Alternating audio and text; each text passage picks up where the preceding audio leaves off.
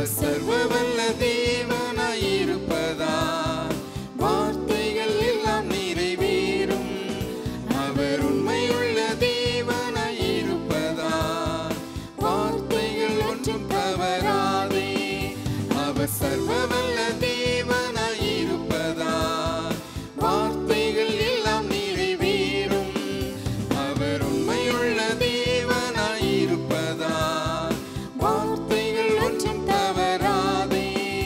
ஆமே ஆமே வாக்கு தத்தங்கள் எல்லாம் ஆமே ஆமே ஆமே இயேசு சொன்னதெல்லாம் ஆமே ஆமே ஆமே வாக்கு தத்தங்கள் எல்லாம் ஆமே ஆமே ஆமே இயேசு சொன்னதெல்லாம் ஆமே.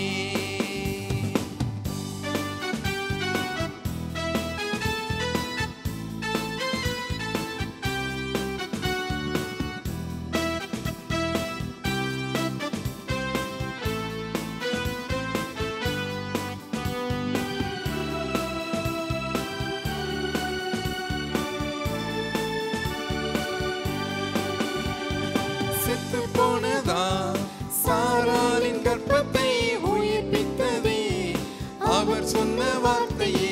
செத்து போனதா சாராளின் கர்ப்பத்தை உயிர்ப்பித்ததே அவர் சொன்ன வார்த்தையே.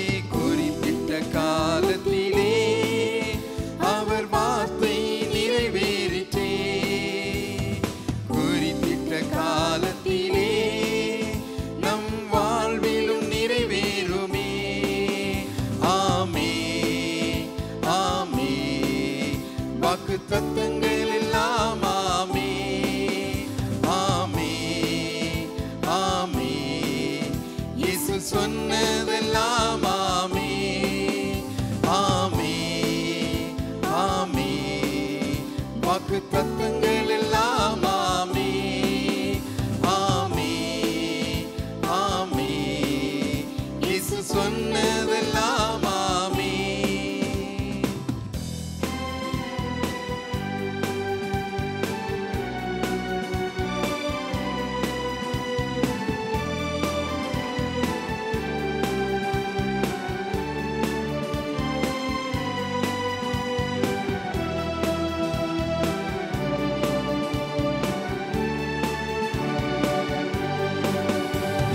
துரத்தப்பட்ட தாவீதின் தலையை உயர்த்தியதே அவர் சொன்ன வார்த்தையை.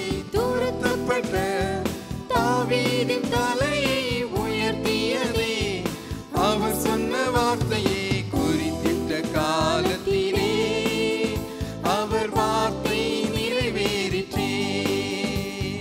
குறிப்பிட்ட காலத்திலே நம் வாழ்விலும் நிறைவேறுமே. ஆமே ஆமே வாக்கு தத்தங்கள் எல்லாம் ஆமே ஆமே ஆமே இயேசு சொன்னதெல்லாம் ஆமே ஆமே ஆமே வாக்கு தத்தங்கள் எல்லாம் ஆமே ஆமே ஆமே இயேசு சொன்னதெல்லாம் ஆமே.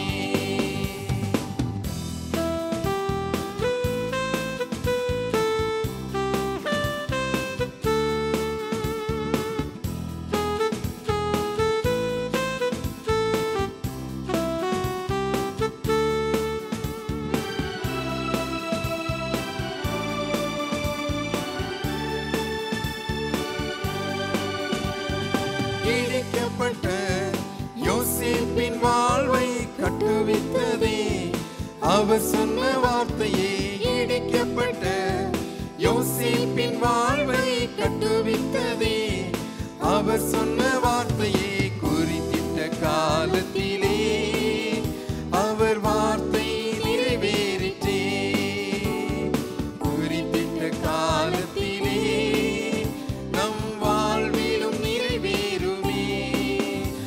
ஆமே ஆமே வாக்கு வாக்கு தத்தங்கள் எல்லாம் ஆமே ஆமே ஆமே இயேசு சொன்னதெல்லாம் ஆமே ஆமே ஆமே வாக்கு தத்தங்கள் எல்லாம் ஆமே ஆமே ஆமே இயேசு சொன்னதெல்லாம் ஆமே வாக்கு தத்தங்கள் கிறிஸ்துவுக்குள்ளே ஆமென்று இருக்கின்றதே வாக்கு தத்தங்கள் நம் இயேசுவுக்குள்ளே ஆமென்றும் இருக்கின்றதே அவர் சர்வவல்ல தேவனாய் இருப்பதால் வார்த்தைகள் எல்லாம் நிறைவேறும் அவர் உண்மையுள்ள தேவனாய் இருப்பதால்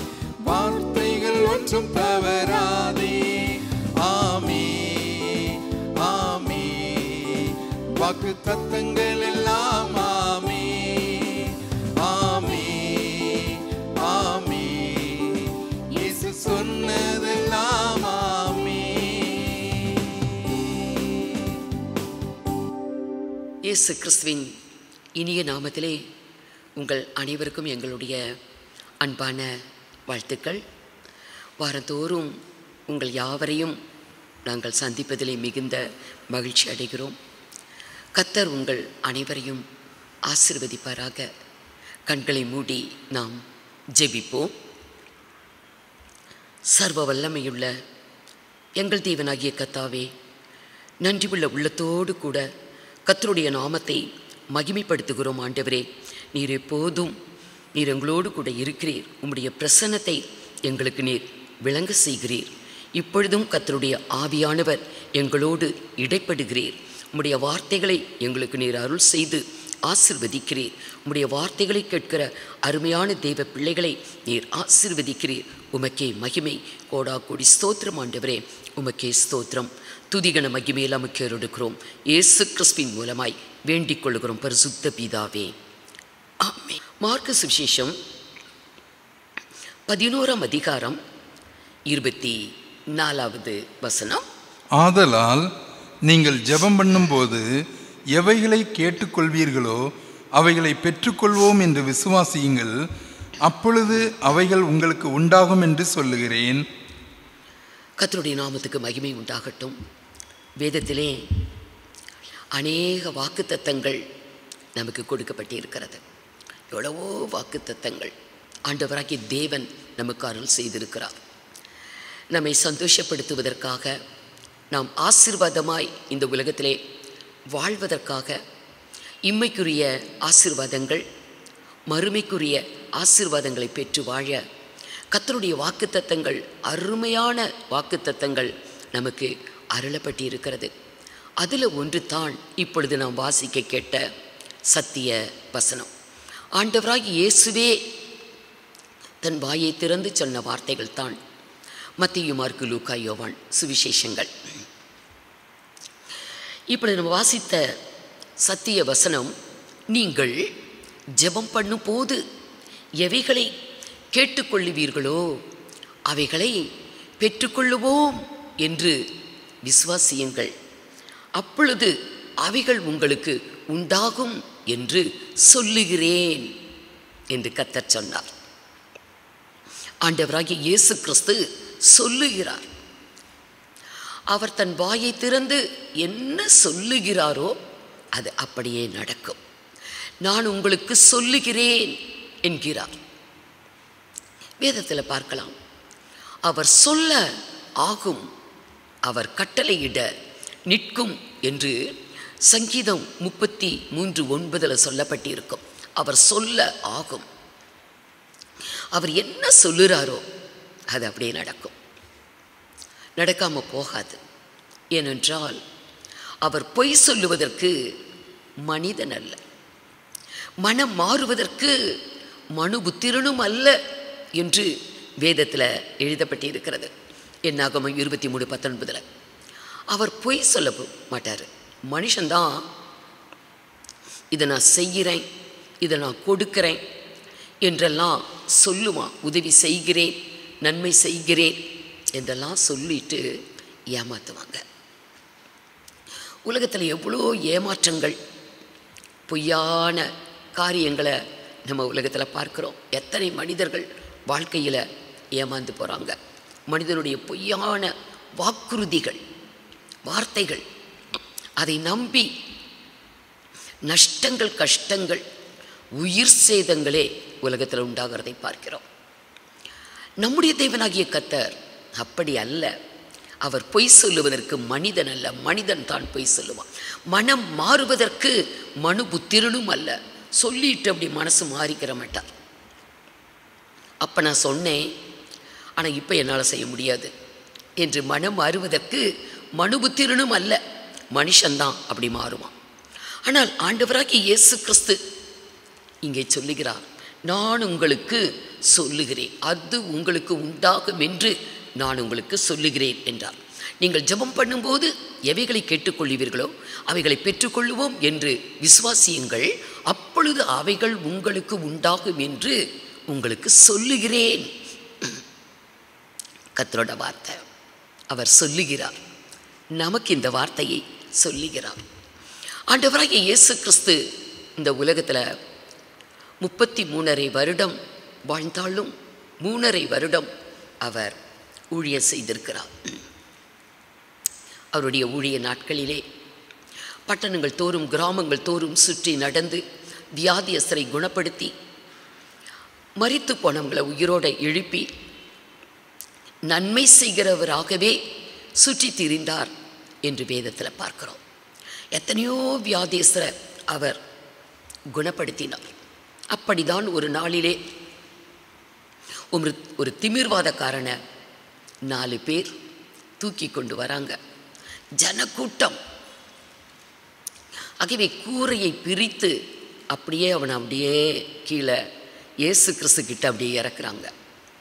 அவர்களுடைய விசுவாசத்தை ஆண்டவராக இயேசு பார்த்தார்.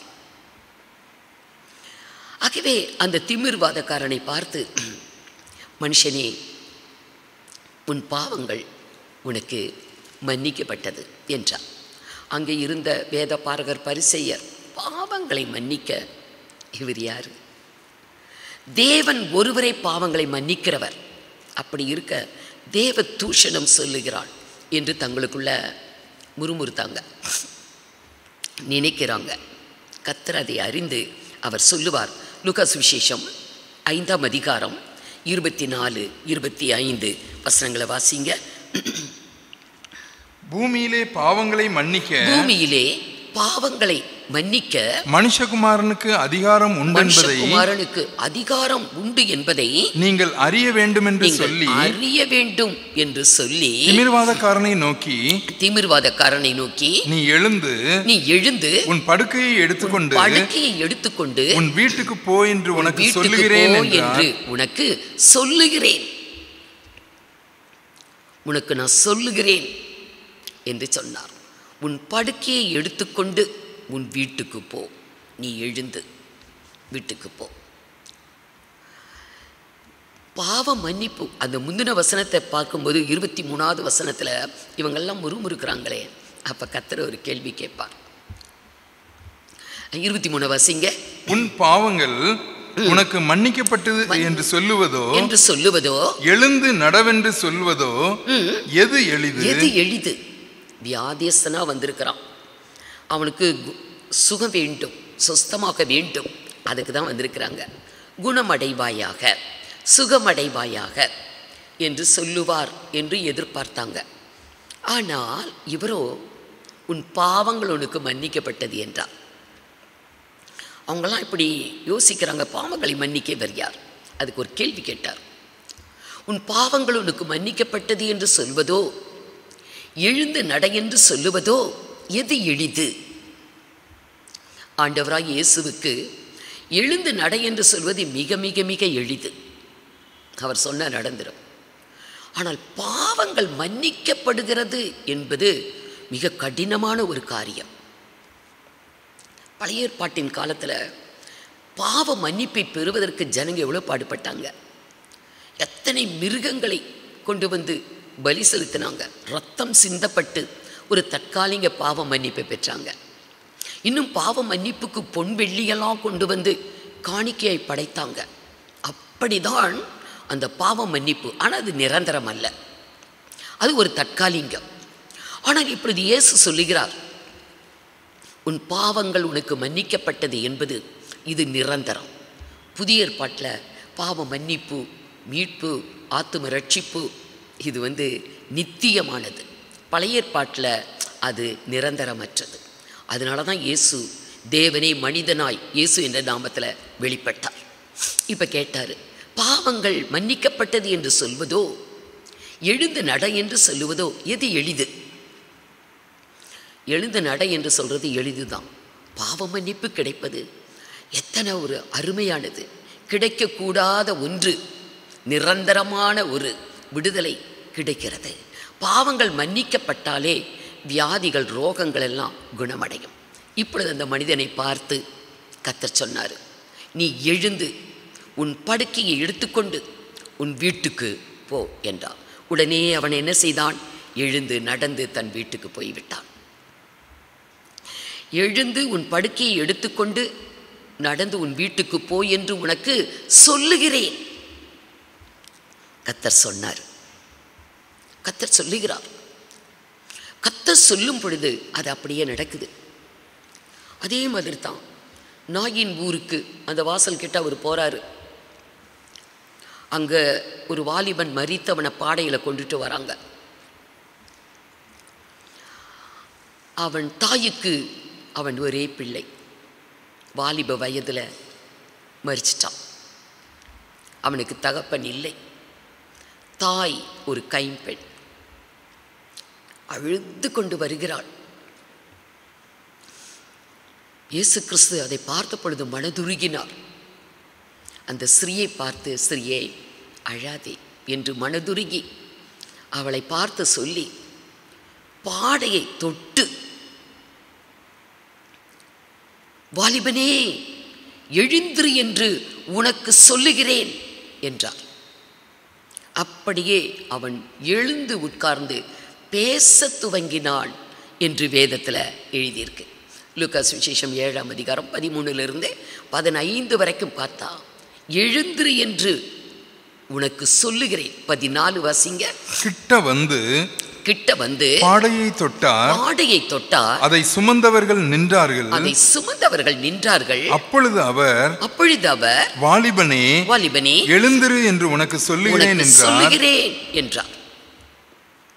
உனக்கு சொல்லுகிறேன், எழுந்திரு.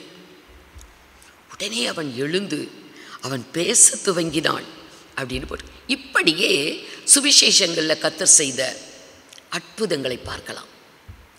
அவர் வாயினால் என்ன சொல்லுகிறாரோ அதெல்லாம் அப்படி இப்படி இப்படி இப்படி நடக்குது. ஒரு கொன்னை வாயை உடைய ஒரு செவிடனை கூட்டிகிட்டு வந்தாங்க. அவனை ஊருக்கு புறம்பே கொஞ்சம் தள்ளி கூட்டிகிட்டு போய் ஆண்டவராக இயேசு கிறிஸ்து வானத்தை பார்த்து எப்பத்தா என்றார். அவனுடைய செவியில் தன் விரலை வைத்து அவனை குணப்படுத்தினார். அவனுடைய நாவின் கட்டுகள் அவிழ்ந்தது. அவனுடைய செவிகள், அடைக்கப்பட்ட செவிகள் திறந்தது. அவன் செவ்வையாய் பேசினான் என்று வேதத்தில் நம்ம பார்க்கலாம். கொன்னை வாயை உடைய ஒரு செவிடன் தெளிவாக பேசுகிறான். தெளிவாக பேச முடியல, நன்றாய் கேட்க முடியல, மற்றவங்க பேசுகிறத சொற்களை ஒன்றும் அவன் புரிந்து கொள்ள முடியல. அப்படி நாவிலும் செவியிலும் அவனுக்கு கட்டுகள். கர்த்தர் சொன்னார், எப்பத்தா, வானத்தை பார்த்து திறக்கப்படுவாயாக அப்படின்னு சொன்ன உடனேயே அவனுக்கு அப்படியே திறக்குது. இப்படி ஆண்டவராக இயேசு கிறிஸ்து என்ன சொன்னாரோ அதெல்லாம் அப்படி அப்படி அப்படியே அவர் சொல்ல ஆகும். இவைகள் எல்லாம் ரொம்ப ஒரு எனக்கு ரொம்ப இஷ்டமான ஒரு காரியம். ஒரு குஷ்டரோகி கர்த்தரிடத்தில் வருவான். ஒரு குஷ்டரோகி, நமக்கெல்லாம் ஒரு பலவீனம், ஒரு நோய் என்றால் ஆண்டவரிடத்தில் கேட்குறோம், ஆண்டவரே இது என்னை விட்டு நீங்கியே ஆகணும், இந்த பலவீனம் என்னை விட்டு போகணும், நான் ஆரோக்கியமாக இருக்கணும் ஆண்டவரே என்னுடைய சரீரம் தலை முதல் உள்ளங்கால் வரை நான் ஆரோக்கியமாக இருக்கணும். நான் உம்மை தொழுது கொண்டு உம்மை ஆராதித்து உமக்குள்ள நான் சந்தோஷமா உமக்கொரு ஜீவனுள்ள சாட்சியா நான் விளங்குவேன் ஆண்டவரே அப்படின்னு நம்ம ஆண்டவர்கிட்ட கேட்குறோம். ஆண்டவர், உமக்கு சித்தமானால் இந்த பலவீனம் என்னை விட்டு நீங்கட்டும், உமக்கு சித்தமானால் இந்த நோய் என்னை விட்டு நீங்கட்டும் அப்படின்னு நம்ம கேட்க மாட்டோம். இது என்னை விட்டு நீங்கி போயே ஆகணும் என்று பலவந்தமாக கர்த்தரிடத்தில் கேட்போம். ஆனால் ஒரு குஷ்டரோகி அவனுடைய மனநிலையை பாருங்க, அது எனக்கு ரொம்ப ஆச்சரியமாக இருக்கும். குஷ்டரோகம், அவனுடைய அழகு, அவனுடைய ரூபம், அவனுடைய ஜாடையே கம்ப்ளீட்டாக போயிருக்கும். அந்த குஷ்டரோகம் என்று சொல்லும் பொழுது விரலெல்லாம் அழுகி போய் அவனுடைய உள்ளங்கை மாத்திரம் இருக்கும். அதுபோல் கால்கள், விரல்களெல்லாம் அழுகி போய் பாதிக்கு மேலே காலே இருக்காது. அவங்க நடக்கும்போது அவங்களுடைய நடையை பரிதாபமான ஒரு நடையாக இருக்கும். அப்படியே முகரூபம், அந்த மூக்கெல்லாம் அப்படியே தேஞ்சு போய் எல்லாமே ஒரு வித்தியாசமாக அழுகி அது அப்படியே அது குறைந்து போய் அவங்களுடைய முதல்ல எந்த தோற்றத்தில் இருந்தாங்களோ அந்த தோற்றமே இருக்காது, அந்த அழகே இருக்காது. அத்தனை ஒரு கொடூரமான ஒரு நோய் குஷ்டரோகம். நல்ல மனிதர்களை பார்க்கும் பொழுது அவங்களுக்கு எப்படி இருக்கும்? ஆண்டவரே, நான் நல்லா தானே இருந்தேன், நான் இப்படி ஆயிட்டனே என்று எத்தனை வேதனைப்படுவாங்க. அந்த மாதிரி ஒரு குஷ்டரோகி கர்த்தரிடத்தில் வந்து அவன் கேட்டான், ஆண்டவரே, உமக்கு சித்தமானால் என்னை சுத்தமாக்க உம்மாலே கூடும். உங்களுக்கு சித்தமானால், ஏன்னா தேவனுக்கு சித்தம் இல்லாமலும் போகலாம். அப்போஸ்தலனாகிய பவுல் 3 முறை கர்த்தரிடத்தில் வேண்டுதல் செய்தான். இந்த பிசாசு, குட்டும் சாத்தானின் தூதன், எனக்குள்ளே இருக்கிற இந்த முள் என்னை விட்டு நீங்கணும் என்று 3 முறை கேட்டான். தேவனுக்கு சித்தம் இல்லை. கர்த்தர் சொன்னார், உன் பலவீனத்தில் என்னோட பலன் பூரணமாய் விளங்கும், என் கிருபை உனக்கு போதும், அது அந்த நோய் உனக்குள்ளே இருக்கும். அப்படி தான் வேதம் சொல்லுகிறது, வேதத்தில் எழுதப்பட்டிருக்கிறது. இவன் இந்த குஷ்டரோகி, உமக்கு சித்தமானால் என்னை சுத்தமாக்க உம்மாலே கூடும். அதற்கு கர்த்தர் என்ன சொன்னார்? எனக்கு சித்தம் உண்டு, நீ சுத்தமாகு என்றார். அவன் குணமடைந்தான் என்று நம்ம மத்தேயு சுவிசேஷம் 8ஆம் அதிகாரம் 2-3 வசனங்களில் பார்க்கிறோம். நாமும் கர்த்தரிடத்தில் அப்படித்தான், உமக்கு சித்தமானால். ஏன்னா வாக்கு தத்தம், நீங்கள் ஜெபம் பண்ணும் போது எவைகளை கேட்டுக்கொள்ளுவீர்களோ அவைகளை பெற்றுக்கொள்ளுவோம் என்று விசுவாசியுங்கள், அப்பொழுது அவைகள் உங்களுக்கு உண்டாகும் என்று உங்களுக்கு சொல்லுகிறேன் என்று கர்த்தர் சொன்னார். நம்ம ஜெபம் பண்ணும்போது எவைகளை கேட்டுக்கொள்ளுவீர்களோ, ஆனால் கர்த்தர் நம்ம இடத்துல எதிர்பார்க்கிறது அவருடைய சித்தத்தின்படி நம்ம கேட்கறது தான். அவருடைய சித்தத்தின்படி நாம் தேவனிடத்தில் ஒன்றை கேட்டால் நிச்சயமாக நமக்கு அது கிடைக்கும். 1 யோவான் 5ஆம் அதிகாரம் 14வது வசனம் வாசிங்க. 1 யோவான் 5:14. நாம் எதையாகிலும் அவருடைய சித்தத்தின்படி கேட்டால், அவருடைய சித்தத்தின்படி கேட்டால் அவர் நமக்கு செவி கொடுக்கிறார் என்பதே, செவி கொடுக்கிறார் என்று அவரை பற்றி நாம் கொண்டிருக்கிற தைரியம். நம்ம சித்தத்தின்படி கேட்டால் அவர் கட்டாயம் நமக்கு செவி கொடுப்பார். ஆண்டவர், உமக்கு சித்தமானால், உமக்கு சித்தமானால் இந்த காரியத்தை எனக்கு வாய்க்க பண்ணுங்க, உமக்கு சித்தமானால் ஆண்டவர் இது நடக்கட்டும், உமக்கு சித்தமானால் இது எனக்கு கிடைக்கட்டும், உமக்கு சித்தமானால் இந்த ஜெபத்தை நீங்கள் ஏற்றுக்கொள்ளுங்க. கர்த்தருடைய சித்தப்படி. அதனால தான் ஆண்டவர் சொன்னார், ஆவியானவரே சொல்லுகிறார், ஆவியானவர் தான் பிதாவுடைய சித்தப்படி ஜெபிக்க தெரிந்தவர். அதனால தான் நமக்குள்ள ஆவியானவர் இருந்தா பிதா எப்படி ஜெபித்தாய் இந்த ஜெபம் ஏற்றுக்கொள்ளப்படும் என்று அவருடைய சித்தத்தின்படி ஜெபிக்க அறிந்தவர் ஆவியானவரே. ஆகவே ஆவியானவரோடு தான் நம்ம ஜெபிக்கணும். ஆவியோடு உண்மையோடும் அவரை தொழுது கொள்ளுங்கள், ஆவியில் நிறைந்து ஜெபிங்க என்று வேதம் சொல்லுகிறது. நாம ஜெபிக்கும் போது தான் உலக பிரகாரமான அநேக காரியங்களை எதையெல்லாம் இச்சிக்கிறோமோ, எதையெல்லாம் வாஞ்சிக்கிறோமோ, எதையெல்லாம் விரும்புகிறோமோ அதையெல்லாம் பலவந்தமாக ஆண்டவரிடத்தில் நம்ம கேட்குறோம். ஆனால் ஆவியானவர் நமக்குள் இருப்பார். ஆனால் பிதா ஏற்றுக்கொள்ளக்கூடிய ஜெபம் எப்படிப்பட்ட ஜெபம் என்று அவருக்கு தெரியும். நம்மளுக்கு தெரியாது. ஆகவே தான் நம்முடைய பலவீனங்களில் நாம் இன்னபடி வேண்டிக் கொள்ள வேண்டும் என்று அறியாது இருக்கிறபடியால் பரிசுத்த ஆவியானவர் தாமே வாக்கு கடங்காத பெருமூச்சுகளோடு நமக்காக வேண்டுதல் செய்கிறார் என்று சொல்லி வேதத்தில் பார்க்கிறோம். அவருடைய சித்தப்படி ஜெபிக்க நம்ம அறிந்திருக்கணும். பரிசுத்த ஆவியில நிரம்பி ஜெபிக்கணும். நமக்கு அந்த சித்தம் தெரிந்திருக்க வேண்டும். அதனால தான் என்ன சொல்லப்பட்டு இருக்கிறது? 1 யோவான் 5ஆம் அதிகாரம் 14வது வசனம், நாம் எதையாகிலும் அவருடைய சித்தத்தின்படி கேட்டால், எதையாகிலும் அவருடைய சித்தத்தின்படி நாம் கேட்டால் அவர் நமக்கு செவி கொடுக்கிறார் என்று அவரை பற்றி நாம் கொண்டிருக்கிற தைரியம். நம்ம தைரியமா கர்த்தரிடத்தில் வேண்டுதல் செய்ய முடியும். நம்ம தைரியமா கர்த்தரிடத்தில் கேட்கலாம். ஏன்னா அவருடைய சித்தத்துக்கு நம்ம ஒப்பு கொடுத்து கேட்கிறோம். ஆண்டவரே, உமக்கு சித்தமானால் இது எனக்கு கிடைக்கணும். உமக்கு சித்தமானால் என்னை சுத்தமாக்க உம்மாலே கூடும். கர்த்தர் என்ன சொன்னார்? எனக்கு சித்தம் உண்டு, நீ சுத்தமாகு என்றார். குஷ்டரோகம் அவனை விட்டு நீங்கிறது எத்தனை சந்தோஷம் கர்த்தருடைய சித்தத்தின்படி கேட்கும் போது. ஆகவே அவர் சொல்ல ஆகும், கட்டளையிட நிற்கும். அவர் சொல்ல ஆகும். நீங்கள் ஜெபம் பண்ணும் போது எவைகளை கேட்டுக்கொள்வீர்களோ அவைகளை பெற்றுக்கொள்ளுவோம் என்று விசுவாசியுங்கள். அப்பொழுது அவைகள் உங்களுக்கு உண்டாகும் என்று உங்களுக்கு சொல்லுகிறேன். கர்த்தர் சொல்லுகிறார். கர்த்தருடைய வார்த்தை அவர் சொல்ல ஆகும். அவர் கட்டளையிட நிற்கும். எல்லாமே அவருடைய சொல்லுக்கு அடங்கி இருக்குது. வானமும் அதன் சிருஷ்டிப்புகள், பூமியும் அதன் எல்லா சிருஷ்டிப்புகளும். ஆண்டவராகிய இயேசு கிறிஸ்து ஒரு முறை தம்முடைய சீசர்களோடு கூட கடல்ல யாத்திரை போய்கிட்டு இருக்கிறார். சீசர்கள் எல்லாம் ஒன்றும் கத்தர்கிட்ட ஒன்றும் பேச்சு கொடுக்கல. இவரோ ஒரு தலையணை இருந்தது, அதில் தலையை வைத்து அவர் உறங்கி விட்டார். கத்தர் உறங்கினா என்ன ஆகும்? இஸ்ரவேலை காக்கிறவர் உறங்குகிறதும் இல்லை, தூங்குகிறதும் இல்லை. ஆனால் தூங்குனா, நம்ம அவரை தூங்க வச்சிட்டோன்னா நம்ம வாழ்வுக்கு ஆபத்து தான். ஆகவே அவர்கிட்ட நம்ம பேசிகிட்டே இருக்கணும்.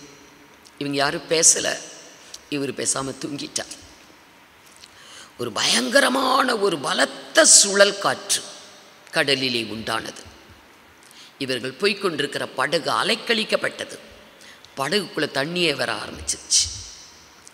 கவிழ்ந்து போகக்கூடிய சூழ்நிலை நேரிட்டது.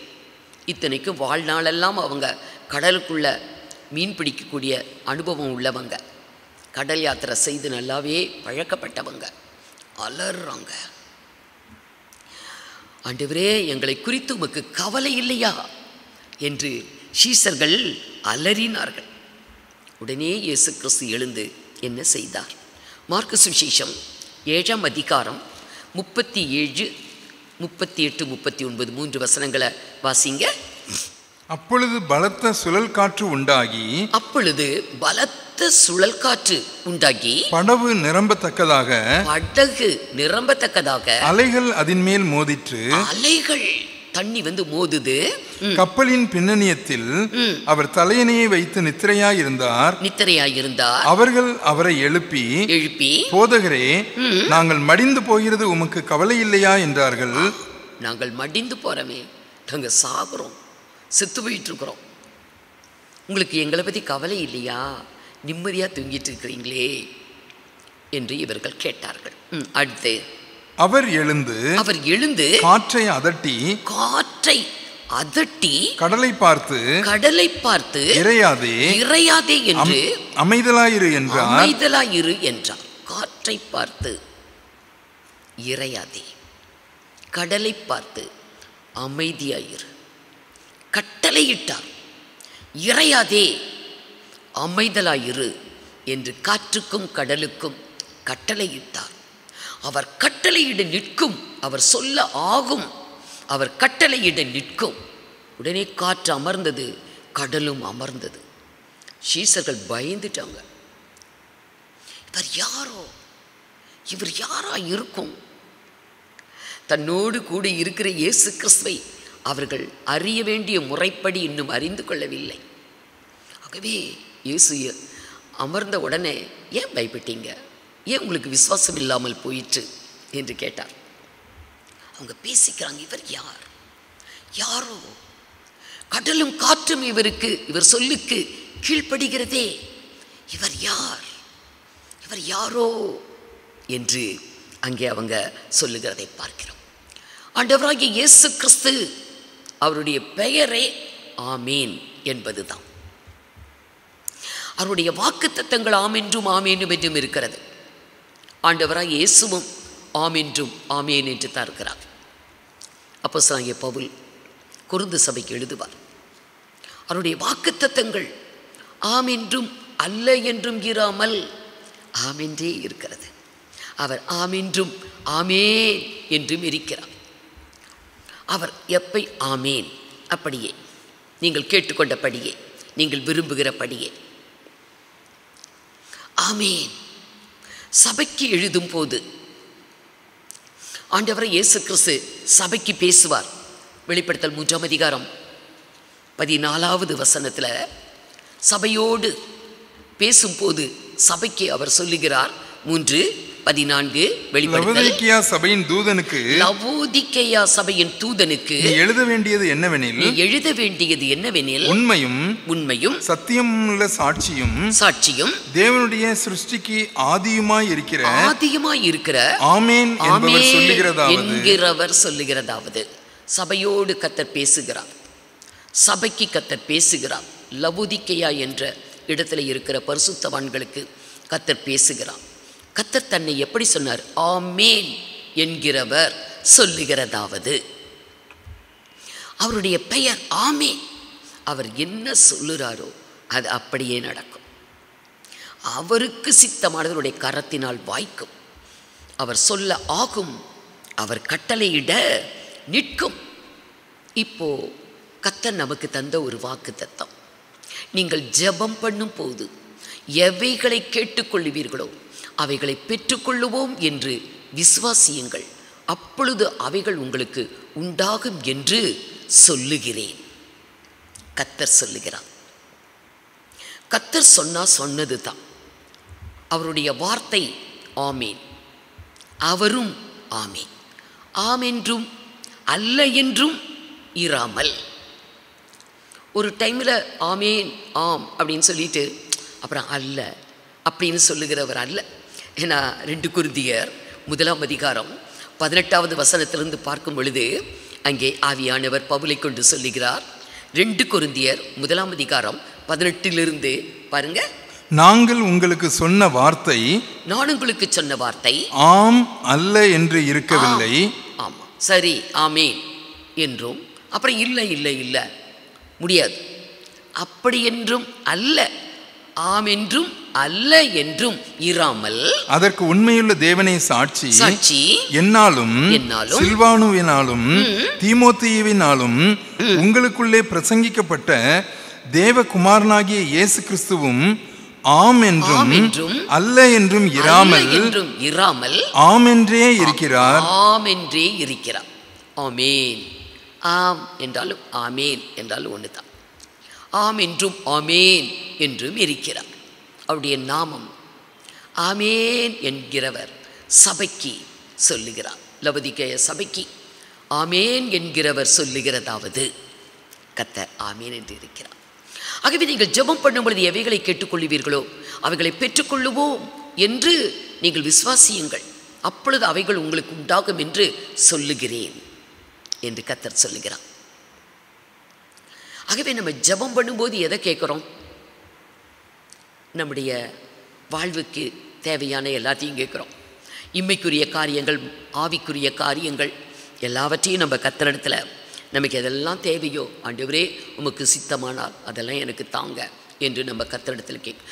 ஜெபம் என்பது நம்ம கர்த்தரோடு பேசுறது, கர்த்தரோடு பேசுகிறது. இந்த பேசக்கூடிய கிருபை என்பது தேவன் மனிதனுக்கு மாத்திரம் தந்திருக்கிறார். வானங்களுக்கு பேசக்கூடிய அது கிருபை இல்லை, ஆகாய விரிவுக்கு பேசக்கூடிய கிருபை இல்லை, ஆகிலும் அவைகள் பேசுகிறது என்று வேதம் சொல்லுகிறது. மிருகங்களுக்கு பேசக்கூடிய கிருபை இல்லை, பறவைகளுக்கு பேசக்கூடிய கிருபை இல்லை. அவைகளுக்கெல்லாம் ஒரு சத்தம் மாத்திரம் உண்டு, பேச்சும் வார்த்தையும் அவைகளுக்கு இல்லை. ஆனால் அவைகள் பேசுகிறது என்று வேதம் சொல்லுகிறது. சங்கீதம் 19 அதிகாரம், சங்கீதம் 19 முதலிருந்து ஒரு 4 வசனம் பாருங்க. வானங்கள் தேவனுடைய மகிமையை வெளிப்படுத்துகிறது, தேவனுடைய மகிமையை வெளிப்படுத்துகிறது. ஆகாய விரிவு அவருடைய கரங்களின் கிரியையிலே அறிவிக்கிறது. வானங்கள் தேவனுடைய மகிமையை வெளிப்படுத்துகிறதாம். தேவனுடைய மகிமை, நம்ம வானத்தை பார்த்து நம்ம கர்த்தருடைய மகிமையை நம்ம அறிந்து கொள்ளணும். வானங்கள் தேவனுடைய மகிமையை அறிவிக்கிறது. ஆகாய விரிவு அவருடைய கரத்தின் கிரியைகளை அறிவிக்கிறது. பகலுக்கு பகல் வார்த்தைகளை பொழிகிறது, இரவுக்கு இரவு அறிவை தெரிவிக்கிறது. அவைகளுக்கு பேச்சும் இல்லை, வார்த்தையும் இல்லை, அவைகளின் சத்தம் கேட்கப்படுவதும் இல்லை. ஏனென்றால் அவைகளுக்கு, வானத்துக்கும் ஆகாய விரிவுக்கும் பகலுக்கும் இரவுக்கும் பேச்சும் இல்லை, வார்த்தையும் இல்லை, அதுக்கு சத்தமும் இல்லை. ஆகவே அதன் சத்தம் கேட்கப்படுவதும் இல்லை என்று சொல்லப்பட்டிருக்கிறது. ஆகிலும், அடுத்த வசனம், ஆகிலும் அவைகளின் சத்தம் பூமி எங்கும் அவைகளின் வசனங்கள் பூச்சக்கரத்து கடைசி வரைக்கும் செல்லுகிறது. ஆனா பாருங்க, வானம் சத்தமிடுகிறதாம், பேசுகிறது. ஆகாய விரிவு பேசுகிறது, பேச்சில்லாமலே பேசுது, சத்தம் இல்லாமலே பேசுது, வார்த்தை இல்லாமலே பேசுது. ஆகாய விரிவு, வானம், பகல், இரவு இவைகளுக்கெல்லாம் வார்த்தை இல்லை, பேச்சு இல்லை, சத்தம் இல்லை. ஆகிலும் அவைகளின் சத்தம், அவைகளின் வார்த்தை பூச்சக்கரம் எங்கும் அந்த கடைசி வரைக்கும் அவைகளுடைய சத்தம் கேட்கப்படுகிறது, வார்த்தை இல்லாமலேயே. ஆனால் மனிதனுக்கு தேவன் கொடுத்த ஒரு பெரிய கிருபை, பேச்சு, வார்த்தை, சத்தம் எல்லாமே நமக்கு தான். மிருகங்கள், பறவைகள், இப்படிப்பட்ட ஜீவராசிகளுக்கு சத்தம் உண்டு, வார்த்தை இல்லை. அநேக காரியங்களுக்கு, பொருள்களுக்கு சத்தம் இருக்கும், ஆனால் பேச்சு இருக்காது, வார்த்தை இருக்காது. சத்தம் நமக்கோ அப்படி அல்ல. பேச்சு, வார்த்தை, சத்தம். எதற்கு தேவன் இந்த கிருபையை மனிதர்களாகிய நமக்கு தந்தார்? அவரோடு பேசுவதற்கு. அதுதான் ஜெபம். நாம் கர்த்தரோடு பேசுவதற்கு நமக்கு வார்த்தை, பேச்சு, சத்தம் இதையெல்லாம் கொடுத்தாரே. நம்ம கர்த்தரோடு பேசணும். ஒரு நாளைக்கு நம்ம கர்த்தரோடு எவ்வளோ நேரம் பேசுகிறோம்? அதுக்கெல்லாம் ஒரு டைம் வச்சுருக்குறோம். இவ்வளோ நேரம் தான், ஒரு 1/4 மணி நேரம் தான் ஜெபம், அரை மணி நேரம் தான் ஜெபம், இல்லை ஒரு நாள் முழுவதும் 1 மணி நேரம் தான் ஜெபம். ஆனால் மனுஷரோடு பேசுவதற்கு நாம் டைமே இல்லை. எப்போ வேணாலும் பேசிக்கிட்டே இருப்போம். அதான் எல்லாரோட கையிலையும் சாத்தான் ஒரு மொபைல் கொடுத்துருக்குறான். சும்மா இருக்கவே மாட்டோம். கொஞ்ச நேரம் சும்மா இருந்தால் கூட நம்ம டயல் பண்ணி யாருக்கிட்டையாவது பேசிக்கிட்டு தான் இருப்போம். கர்த்தரோடு பேசுவதற்கு, அவரோடு பேசுவதற்குத்தான் நமக்கு பேச்சு, வார்த்தை, சத்தம் இதெல்லாம் கொடுக்கப்பட்டு இருக்கிறது. ஆண்டவரே சொன்னார், இந்த ஜனத்தை எனக்கென்று ஏற்படுத்தினேன், இவர்கள் என் துதியை சொல்லி வருவார்கள். அவர் நம்மை ஏற்படுத்தினதே அவரை துதிக்கிறதுக்கு, ஸ்தோத்திரிக்கிறதுக்கு, மகிமைப்படுத்துவதற்கு, அவரோடு நாம் பேசுவதற்கு. ஏசாயா 43:21 அவர் சொல்லுவார், இந்த ஜனத்தை எனக்கென்று ஏற்படுத்தினேன், இவர்கள் என் துதியை சொல்லி வருவார்கள். கர்த்தரை நாம் துதிக்கணும், ஸ்தோத்திரிக்கணும், மகிமைப்படுத்தணும். ஆகவே கர்த்தர் நம்ம இடத்துல விரும்புகிறார். கர்த்தர் நமக்கு ஒரு ப்ராமிஸ் பண்ணுகிறார். நீங்கள் ஜெபம் பண்ணும் போது எவைகளை கேட்டுக்கொள்ளுவீர்களோ, ஜெபம் என்று சொல்லுகிறது வேதத்தில் நிறைய இடம் பெற்று இருக்கிறது. பலவிதமான ஜெபங்கள் இடம் பெற்றிருக்கிறது. வேதப்பாரகருடைய ஜெபம், பரிசேயருடைய ஜெபம், மாயக்காரருடைய ஜெபம், அஞ்ஞானிகள் ஜெபித்த ஜெபம், அநேக தீர்க்கதரிசிகள், தேவ பிள்ளைகள், பரிசுத்தவான்கள் ஜெபித்த ஜெபம், ஆண்டவராகிய இயேசு ஜெபித்த ஜெபம், இப்படிலாம் நிறைய ஜெபங்கள் வேதத்தில் இடம்பெற்றிருக்கிறது. ஆனால் கர்த்தர் நமக்கு சொல்லுகிறார், வேதபாரகர் ஜெபிக்கிற மாதிரி நீங்க ஜெபிக்காதீங்க, மாயக்காரர் ஜெபிக்கிறது மாதிரி நீங்க ஜெபிக்காதீங்க, அஞ்ஞானிகளைப் போல நீங்க ஜெபிக்காதீங்க அப்படின்னு தான் கர்த்தர் நமக்கு சொல்லுகிறார். அப்படி என்றால் எப்படி ஜெபிப்பது? இவங்களாம் எப்படி ஜெபம் பண்ணினாங்க? ஏன் ஜெபிக்க அதே மாதிரி நீங்கள் ஜெபம் பண்ண வேண்டாம் என்று ஏன் கர்த்தர் சொன்னார்? மத்தேயு 23ஆம் அதிகாரம் 14வது வசனத்தில் வேதபாரகர் ஜெபிக்கிறாங்க. ஒரு நீண்ட ஜெபம், ஒரு நீண்ட ஜெபம். வாசிங்க. மாயக்காரராகிய வேதபாரகரே, வேதபாரகரே, பரிசேயரே, பரிசேயரே, உங்களுக்கு ஐயோ, ஐயோ, பார்வைக்காக நீண்ட ஜெபம் பண்ணி, பார்வைக்காக நீண்ட ஜெபம். மற்றவங்க கவனிக்கிறாங்க, மற்றவங்க பார்க்குறாங்க, அதுக்காக அழகான வார்த்தைகளை கோர்த்து ஒரு ஜெபம். அவர் ரொம்ப பக்திமான், அவர் ரொம்ப பக்தியாக ஜெபித்தார் என்று மனிதர்கள் புகழணும். ஆகவே பார்வைக்காக, மற்றவங்களுக்காக இந்த ஜெபம் தேவ சமூகத்தில் போகணும். தேவன் இந்த ஜெபத்தை ஏற்றுக்கொள்ள வேண்டும், இதை தேவன் ஏற்றுக்கொண்டு என்னை ஆசீர்வதிக்க வேண்டும் அப்படிங்கிறதல்ல, பார்வைக்காக நீண்ட ஜெபம் பண்ணினாங்க. அதுபோல் நீங்கள் ஜெபிக்காதீங்கன்னு சொன்னார். மத்தேயு சுவிசேஷம் 6ஆம் அதிகாரம் 5வது வசனத்தில் மாயக்காரர் ஜெபிக்கிற ஜெபம், அதுபோல் நீங்கள் ஜெபிக்க வேண்டாம் என்றார். பாருங்க. அன்றியும் நீ ஜெபம் பண்ணும்போது, 5வது வசனம், அன்றியும் நீ ஜெபம் பண்ணும்போது, அன்றியும் நீங்கள் ஜெபம் பண்ணும்போது மாயக்காரரை போலிருக்க வேண்டாம், மாயக்காரரை போல ஜெபிக்க வேண்டாம். நீங்கள் ஜெபம் பண்ணும்போது மாயக்காரரை போல நீங்க ஜெபம் பண்ண வேண்டாம். மனுஷர் காணும்படியாக, மனுஷர் காணும்படியாக அவர்கள் ஜெப ஆலயங்களிலும் வீதிகளின் சந்திகளிலும் நின்று ஜெபம் பண்ண விரும்புகிறார்கள். மனுஷர் பார்க்கணும், மனுஷர் மெச்சிக்கொள்ள வேண்டும். அருமையான ஜெபம், அவங்களுடைய ஜெபம் கேட்பதற்கு அவ்வளோ அருமையாக இருந்தது. மனுஷருக்கு பிரியமாக ஜெபித்தா அது பரலோகத்துக்கு போகாது. பரலோக தேவன் எதை ஏற்றுக்கொள்ளுவாரோ அந்த மாதிரி ஜெபிச்சாதான் அந்த ஜெபம் பரலோகத்துக்கு போகும். இல்லைன்னா இது பூலோகத்தில் தான் இருக்கும். மாயக்காரரை போல நீங்கள் இருக்க வேண்டாம். அவர்கள் மனுஷர் காணும்படியாக தேவ ஆலயங்களிலும் வழிகளிலும் சந்திகளிலும் அவங்க நின்று என்ன பண்ணுறாங்க? ஜெபம் பண்ணுறாங்க. அப்படி நீங்கள் ஜெபம் பண்ண வேண்டாம் என்று சொன்னார். அஞ்ஞானிகள் ஜெபிக்கிற மாதிரி நீங்கள் ஜெபம் பண்ண வேண்டாம். 7வது வசனம், அன்றியும் நீங்கள் ஜெபம் பண்ணும் போது அஞ்ஞானிகளைப் போல வீண் வார்த்தைகளை அலப்பாதியுங்கள். அவர்கள் அதிக வசனிப்பினால் தங்கள் ஜெபம் கேட்கப்படும் என்று நினைக்கிறார்கள். நிறைய வார்த்தைகளை கோர்த்து, நிறைய வார்த்தைகளை அவங்க சொற்களின் மிகுதியில் அப்படியே அலப்புறாங்க. அஞ்ஞானிகள், அவர்களைப் போலவும் நீங்கள் என்ன பண்ண வேண்டாம்? ஜெபிக்க வேண்டாம் என்றார். அதே மாதிரி தான் பரிசேயனுடைய ஒரு ஜெபம் ஆண்டவர் சுட்டி காண்பிக்கிறார். ஒரு பரிசேயன் ஜெபிக்கிறான். கர்த்தருக்கு முன்னால் போய் நம்ம ஜெபிக்கணும், நம்ம அவரோடு பேச போகிறோம் என்றால் எப்படிப்பட்ட ஒரு தாழ்மை நமக்கு தேவை. பரிசேயன் கர்த்தரிடத்தில் போய் அவன் கர்த்தரிடத்தில் நின்று ஜெபிக்கிறான். லூக்கா சுவிசேஷம் 18ஆம் அதிகாரம் 11-12 வசனங்களை பாருங்க. இன்னொரு ஜெபம், பரிசேயருடைய ஒரு ஜெபத்தை அங்கே பார்க்கலாம். எத்தனை பெருமையாய் மேட்டிமையான ஒரு சிந்தையோடு கூட அவன் ஜெபம் பண்றான். வாசிங்க. பரிசேயன் நின்று தேவனே, நான் பரிகாரர், அநியாயக்காரர், விபச்சாரக்காரர் ஆகிய மற்ற மனுஷரைப் போலவும் இந்த ஆயக்காரனை போலவும். அங்கே இன்னொருத்தன் நின்று ஜெபம் பண்ணிக்கிட்டு இருக்கிறான்.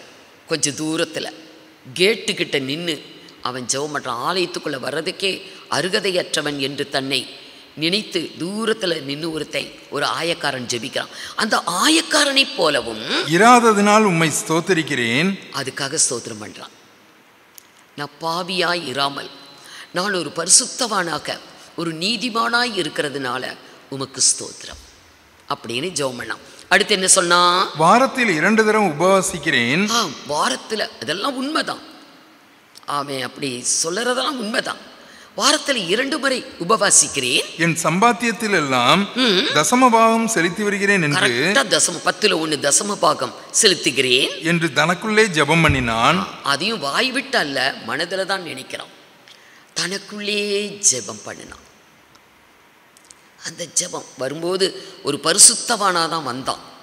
இந்த ஜெபத்தினால, ஒரு பெருமையான ஒரு மேட்டிமையான ஜெபத்தினால அவன் திரும்பி போகும்போது பாவியாக போனான் என்று இயேசு சொல்லுகிறான். அதே நேரத்தில் ஒரு ஆயக்காரன் அங்கே நின்று ஜெபிக்கிறான். ஆண்டவரே, ஆலயத்துக்குள்ளே வரதுக்கு எனக்கு எந்த ஒரு தகுதியும் இல்லை, நான் பாவியாகிய என்மேல் கிருபையாயிரும் என்று தன் மார்பிலே அடித்து கொண்டானாம்.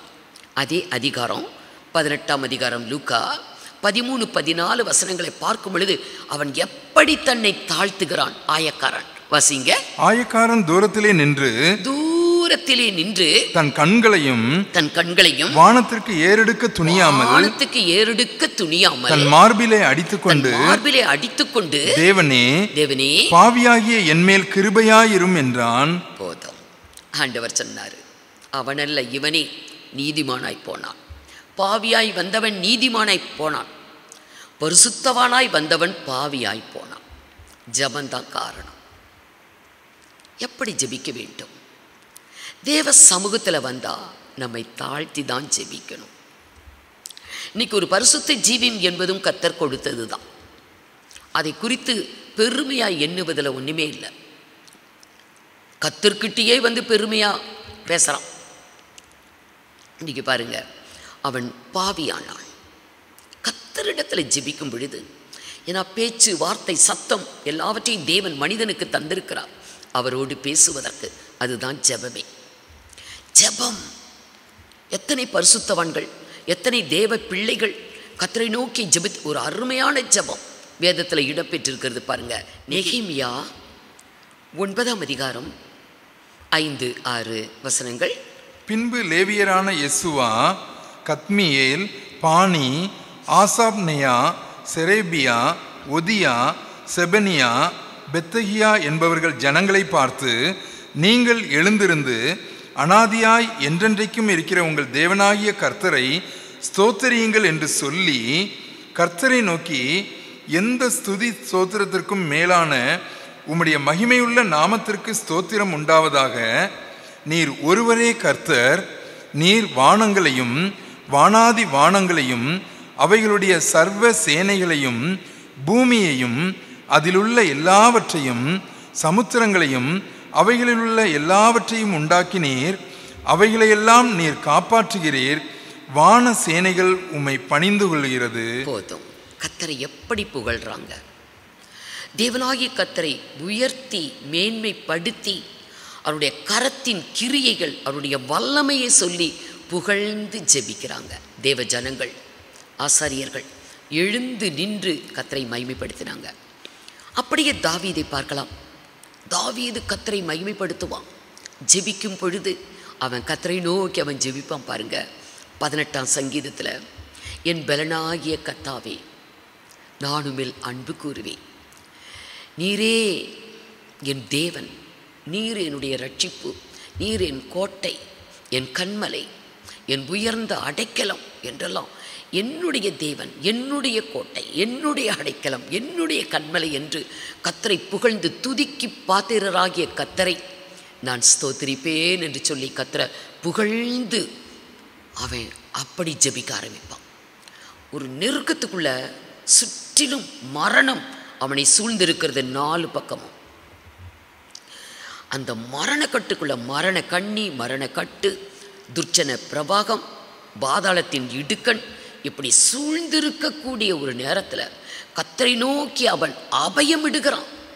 அந்த நேரத்தில் கர்த்தரை எப்படி புகழ்ந்து அவருடைய நாமத்தை ஸ்தோத்திரித்து மகிமைப்படுத்தி அவன் கர்த்தரை நோக்கி அபயம் விடுவான். அருமையானவர்களே, ஜெபம். பரிசெய்கிறோம், சது செய்கிறோம், மாயக்காரரும் அஞ்ஞானிகளும் வேத பார்கரும் ஜெபித்த ஜெபத்தை போல அல்ல.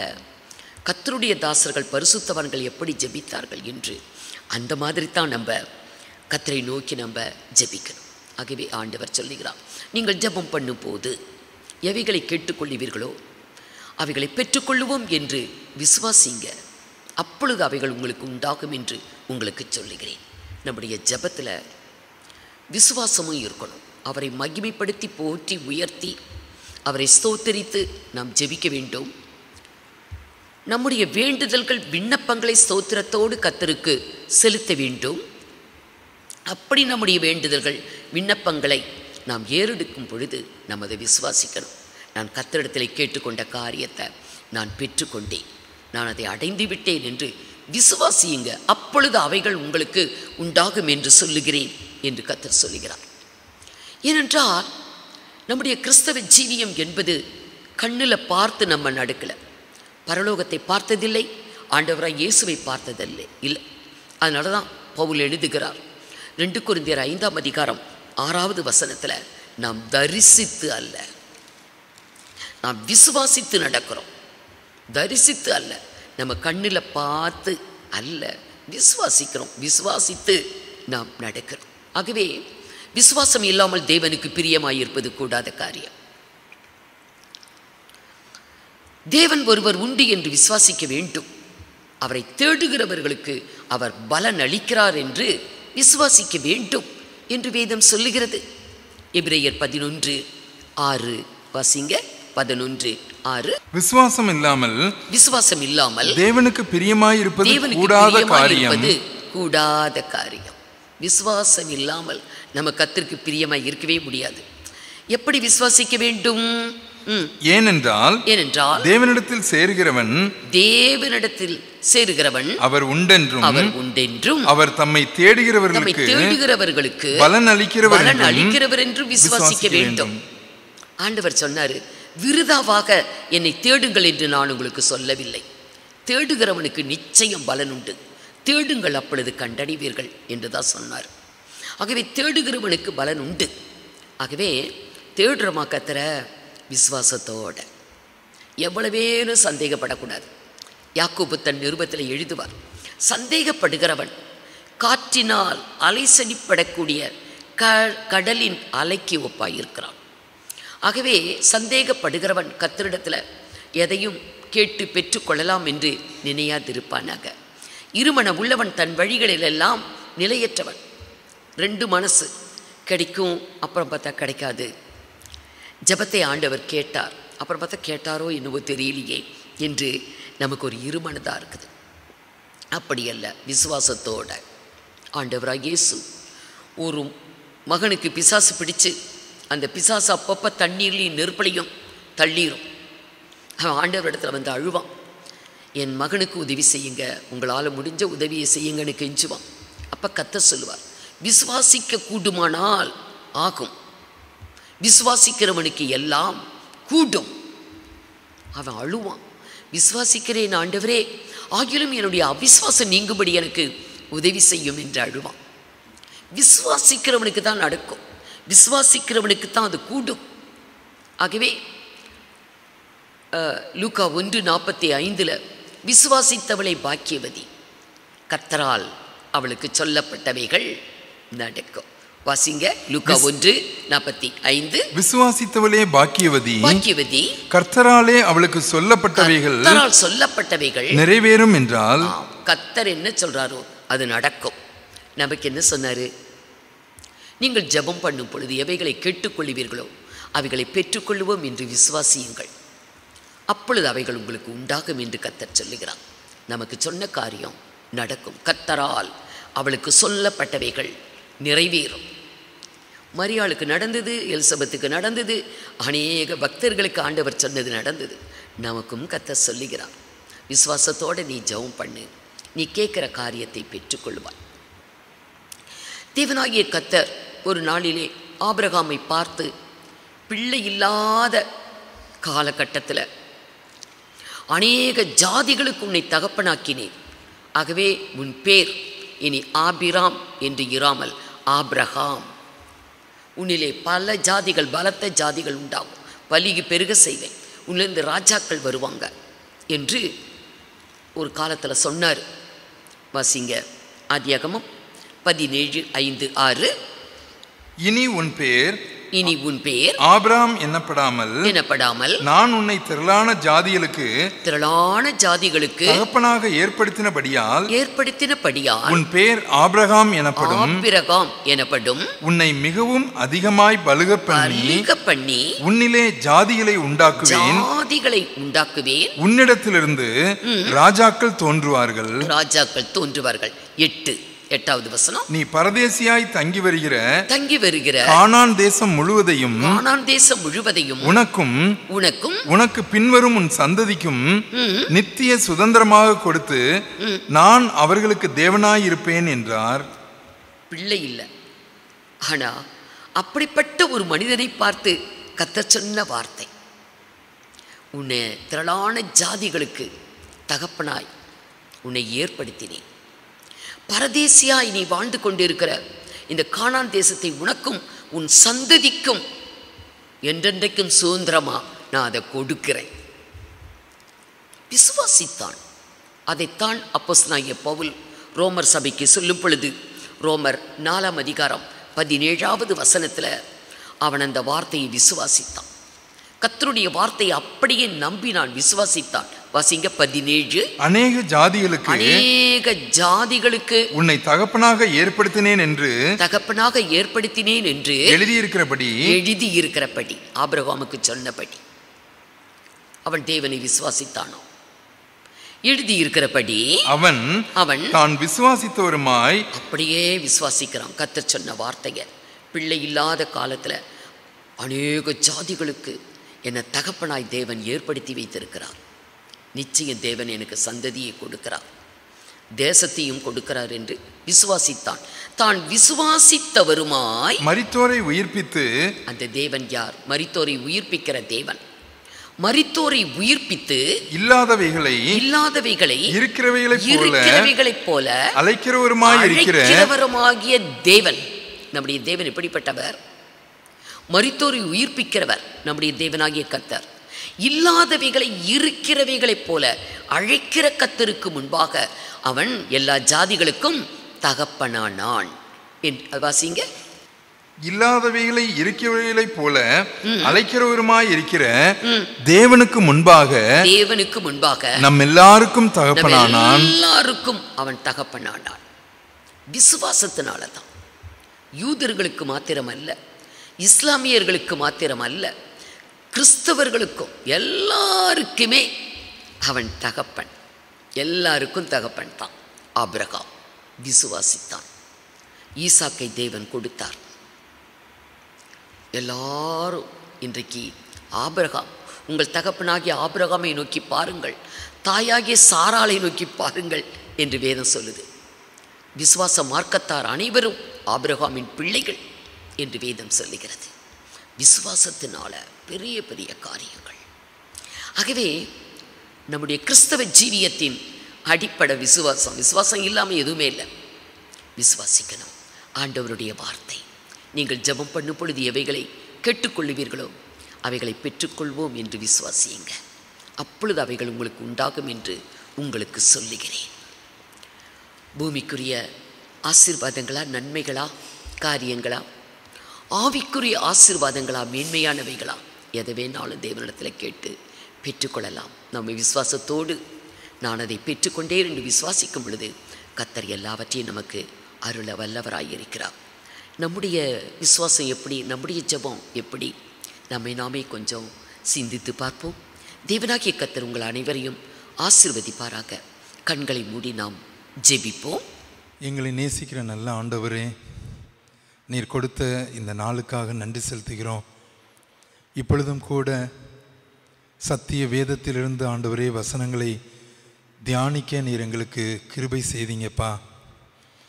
ஆண்டவரே, வாக்குத்தத்தமாய் கொடுக்கப்பட்ட வசனத்தை ஆண்டவரே நாங்கள் மையமாக வைத்து வேதத்தில் உள்ள அநேக வசனங்களை நாங்கள் தியானித்தோம் அப்பா. ஆகையால் நீங்கள் ஜெபம் பண்ணும் பொழுது எவைகளை கேட்டுக்கொள்வீர்களோ அவைகளை பெற்றுக்கொள்வோம் என்று விசுவாசியுங்கள். அப்பொழுது அவைகள் உங்களுக்கு உண்டாகும் என்று சொல்லுகிறேன் என்று ஆண்டவரே அந்த வசனத்தை நாங்கள் தியானித்தோம் அப்பா. நாங்கள் எப்படி ஜெபம் பண்ண வேண்டும் என்பதை குறித்து கூட நாங்கள் ஆண்டவரே, வேதத்தில் ஒவ்வொருவரும் எப்படி ஜெபித்தார்கள், என்னென்ன ஆசீர்வாதங்களை பெற்றுக்கொண்டார்கள், விசுவாசம் உள்ளவர்களாய் எப்படி நடந்தார்கள் என்பதை குறித்து கூட நாங்கள் தியானித்தோம்.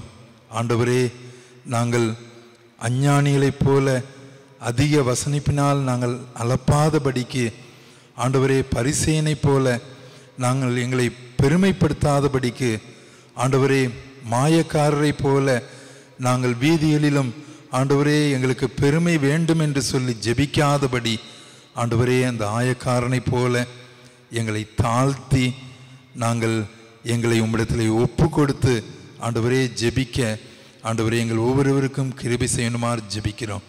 ஆண்டவரே, விசுவாசம் இல்லாமல் தேவனுக்கு பிரியமாய் இருப்பது கூடாத காரியம் என்பதை குறித்து நாங்கள் பார்த்தோம். கர்த்தாவே, நீர் உண்டென்றும், ஆண்டவரே, நாங்கள் விசுவாசத்தோடு நாங்கள் உம்மிடத்தில் கேட்டுக்கொள்வதை எல்லாம் நாங்கள் பெற்றுக்கொள்வோம் என்று விசுவாசம் உள்ளவர்களாய், ஆண்டவரே, நாங்கள் எங்கள் ஜெபங்களை ஏறெடுக்க எங்கள் ஒவ்வொருவருக்கும் கிருபை செய்யணுமாறு ஜெபிக்கிறோம். அப்பா, ஆண்டவரே, இந்த நாட்களிலும் கூட இந்த வசனங்களின் மூலமாய், ஆண்டவரே, ஒவ்வொருவரோடும் கூட பேச வேண்டும் என்று நாங்கள் ஜெபிக்கிறோம். அப்பா, உம்மோடு கூட ஒவ்வொரு நாளும் நாங்கள் ஜெபத்திலே பேசுகிறவர்களாக, ஆண்டவரே, எங்களுடைய விசுவாசத்திலே இன்னும் நாங்கள் உறுதியாய் முன்னேறி செல்கிறவர்களாக காணப்பட எங்கள் ஒவ்வொருவருக்கும் கிருபை செய்யும். மீட்பர் இயேசுவின் மூலம் ஜெபிக்கிறோம் நல்ல பிதாவே, ஆமேன். என் ஆத்துமாவே கர்த்தரை ஸ்தோத்ரி, என் முழு உள்ளமே அவருடைய பரிசுத்த நாமத்தை ஸ்தோத்ரி. என் ஆத்துமாவே கர்த்தரை ஸ்தோத்ரி, அவர் செய்த சகல உபகாரங்களையும் மறவாதே. ஆமேன். Praise the Lord.